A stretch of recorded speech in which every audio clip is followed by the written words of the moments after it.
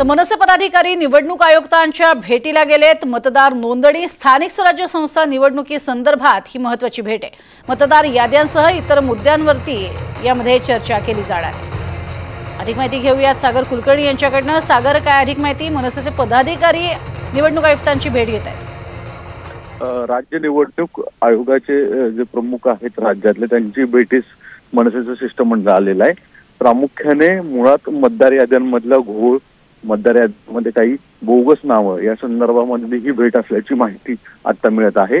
आणि सगळ्यात महत्त्वाची गोष्ट म्हणजे राज्यामध्ये सुद्धा आणि केंद्रामध्ये सुद्धा हाच मुद्दा सध्या चर्चेत आहे। अशा परिस्थितीमध्ये जी माहिती मिळते त्यानुसार ही भेट फार महत्त्वाची मानली जाणार आहे। आणि त्यांच्या वेगवेगळ्या ज्या मागण्या आहेत की अनेक ठिकाणी इतर लोकांचे सुद्धा निवडणूक आयोगाच्या संदर्भातल्या काही मागण्या आहेत त्याची सुद्धा चर्चा सध्याचं शिष्टमंडळ करलं असं सांगण्यात येत आहे। नेमक्या कोणत्या मागण्या ते करतायत याबाबतची अधिकृत माहिती भेटीनंतरनं मनसेचे नेते देतील असं सांगण्यात आलेलं आहे। नक्कीच, तुर्तास धन्यवाद या संपूर्ण माहितीसाठी।